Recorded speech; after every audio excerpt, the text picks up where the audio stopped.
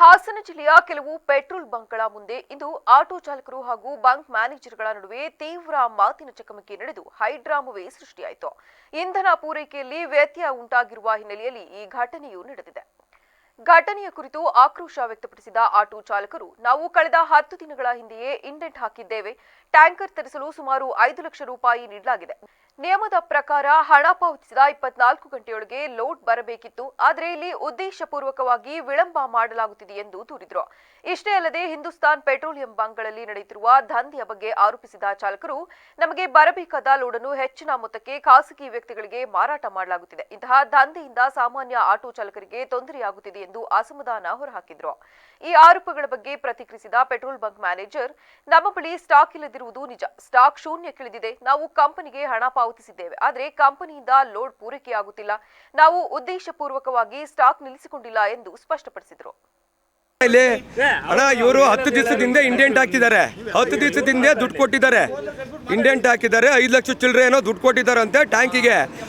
ಒಂದು ದಿನಕ್ಕೆ ಇಂಡೆಂಟ್ ಹಾಕಿದ್ರೆ 24 ಅವರ್ಸ್ ಅಲ್ಲಿ ಒಂದು ಲೋಡ್ ಬರಬೇಕು. ಇದು ಪ್ರೊಸೀಜರು. ಅವ್ರನ್ನ ಕೇಳಿ. ಇದು ಪ್ರೈವೇಟ್ ಬಂಕ್ ಅಲ್ಲ. ಒಂದು ನಿಮಿಷ ತಡೆಯೋಣ. ಇದು ಪ್ರೈವೇಟ್ ಬಂಕ್ ಅಲ್ಲಣ್ಣ. ಇದು ಹಿಂದೂಸ್ತಾನ್ ಪೆಟ್ರೋಲಿಯಂ. ಅರ್ಥ ಮಾಡ್ಕೊಳ್ಳಿ.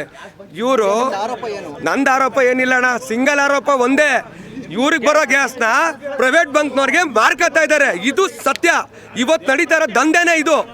ಇವರು ಇಂಡಿಯನ್ನಲ್ಲಿ ಅಲ್ಲಿ ಸಿಗ್ತಾ ಇದೆ ತಣ್ಣೀರಳದಲ್ಲಿ ಹಿಂದೂಸ್ತಾನ್ ಪೆಟ್ರೋಲಿಯಮ್ಮು.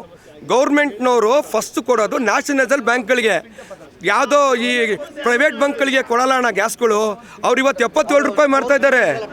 ಯಾವುದು ಟ್ಯಾಂಕ್ ನೋಡಿ ಏನಾಗಬೇಕಣ್ಣ, ಅವ್ರ ಕೆಪಾಸಿಟಿ ಇರಬೇಕಣ್ಣ. ಅವ್ರು ತರಿಸ್ಬೇಕು. ಗೌರ್ಮೆಂಟಿಗೆ ಫೋರ್ಸ್ ಮಾಡಿ ಅವ್ರ ಮೇಲಧಿಕಾರಿಗಳಿಗೆ ಹೇಳ್ಬೇಕು. ಆಟೋ ಚಾಲಕರು ಬಂದು ಗಲಾಟೆ ಮಾಡ್ತಾ ಇದ್ದಾರೆ.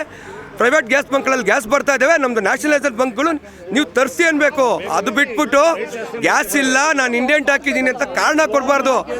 ಸೆಂಟ್ರಲ್ ಗೌರ್ಮೆಂಟು ಒಂದು ಸೇಲ್ಸ್ ಕೊಡ್ತಾ ಇಲ್ಲ ಸ್ಟಾಕನ್ನು ಅಂತ ಹೇಳ್ತಿದ್ದಾರೆ. ನಮ್ಮ ಹತ್ರ ಜೀರೋ ಸ್ಟಾಕ್ ಇದೆ, ಸ್ಟಾಕ್ ಇಲ್ಲ ಒಂದು.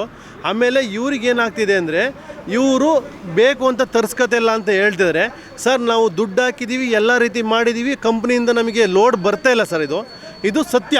ಇವರು ಬೇಕಾದ್ರೆ ನೋಡ್ತೀನಿ ಅಂದರೆ ಕರ್ಕೊಂಡು ಹೋಗ್ಬಿಟ್ಟು ಒಳಗಡೆ ನನ್ನ ಟ್ಯಾಂಕಲ್ಲಿ ಏನೇನಿದೆ ಝೀರೋ ಇದೆ ನಾನು ತೋರಿಸ್ತೀನಿ, ಬಂದು ನೋಡ್ತೀನಿ ಅಂತ ಅಂದರೆ ಇವರು, ನಾನು ಈ ಕರ್ಕೊಂಡೋಗಿ 2 ಟ್ಯಾಂಕಲ್ಲೂ ಝೀರೋ ಇರೋದನ್ನ ತೋರ್ಸೋಕ್ಕೆ ಸತ್ಯ.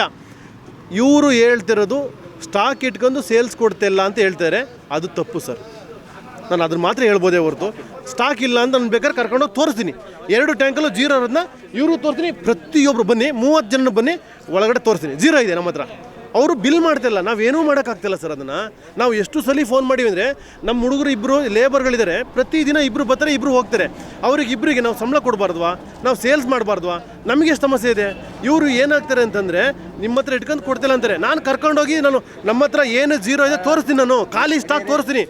ನನ್ನ ಸ್ಟಾಕ್ ಏನಿದೆ ಝೀರೋ ಇರೋದನ್ನ ತೋರಿಸ್ತೀನಿ.